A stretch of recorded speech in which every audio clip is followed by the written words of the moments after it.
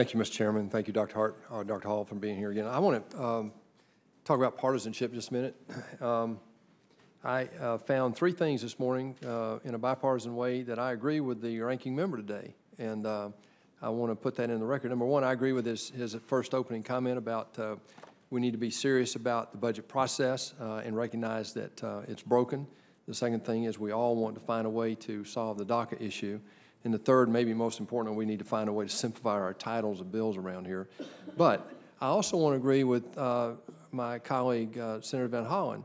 You know, thank you that you are attempting to be an objective source for information, for modeling and anticipation and projecting the impact of potential legislation. But I want to talk about how to achieve that. First of all, this is the most partisan, one of the most partisan committees that I have seen. I was on Judiciary as well. It's very partisan as well. But this is a very partisan committee, and unnecessarily so.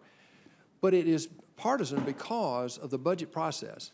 Members of the other side of the committee, several members there, Senator Whitehouse, Senator Kane, members of this side, I think we all agree the process is broken, and it creates a situation here because the budget is not a law, it's a resolution. Therefore, the majority crams down the throat of the minority their political statement about what they think that they should do in spending. You get caught in the middle.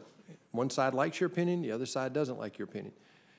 This will change at some point in the future. They'll be in the majority, we'll be in the minority. Nobody's going to like it. This is a broken process. We have to fix it. But in the meantime, you play an important role, and I think it's absolutely critical that you be as nonpartisan as you can be. And I have two questions for you very quickly. One is, I agree with the chairman and the ranking member that they should be involved in the priorities of what you're allocating time and resources to. You heard very important questions being asked during the health care debate as well as the tax debate that didn't get answered. How do you respond to that? And then I want to talk about how you're assuring that that we maintain a nonpartisan position in here. Very quickly, just on hiring. I mean, I'm sorry, on the priorities. Would you address that very quickly? And then I want to go to one more question real quick. Yeah, one of the difficult things for us is we do so much technical assistance, which often leads to a formal cost estimate.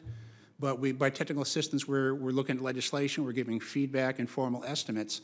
That is so often done by a committee or leadership, and they want it done confidentially because it is sort of technical assistance. So we wind up doing a lot of work over time where the Budget Committee wouldn't know what we're working on, and we can't tell them that.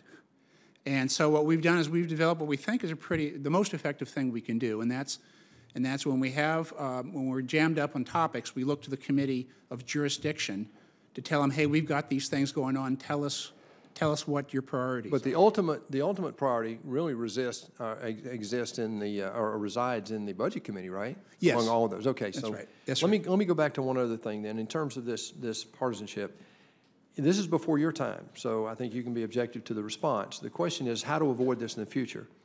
It's one thing to disagree with the projection. It's another to look at reality and compare it back to the projections, which is what we do in the real world in business. In 2013, CBO predicted that Obamacare enrollment in the individual market would be, for the years 2015, 16, and 17, would be 13 million people, 24 million people, and 26 million people, respectively. The actual enrollment was 11 million, 12 million, and 10 million. Now, when you see a 100% error like that, it raises questions in my mind about impartiality, particularly when the author of those estimates, the head of the CBO's Health Analysis Group, was formerly the head of Hillary Clinton's 1993 Health Care Task Force.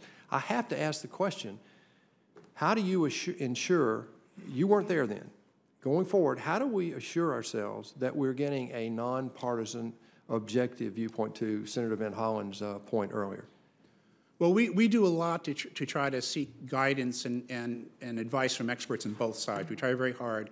We actually do our best to go back and look at how we did. We went back and looked at how the estimates turned out there.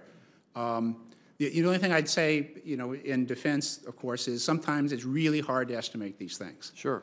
And I think one of the conclusions I would make in going back is certainly with the exchanges we were off. We weren't as far off on things like the actual spending, some other things. But everybody else was as well.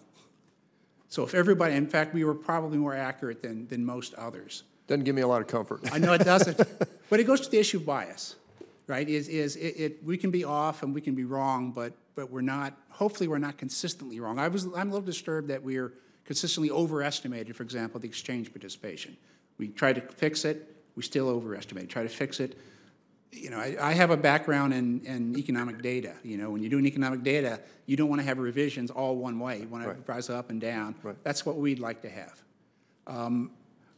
But we try very hard to do that. We try with the processes and try to do it that way. And try to be transparent. That's why I approve this transparency push. Thank you. Thank you, Mr. Chairman.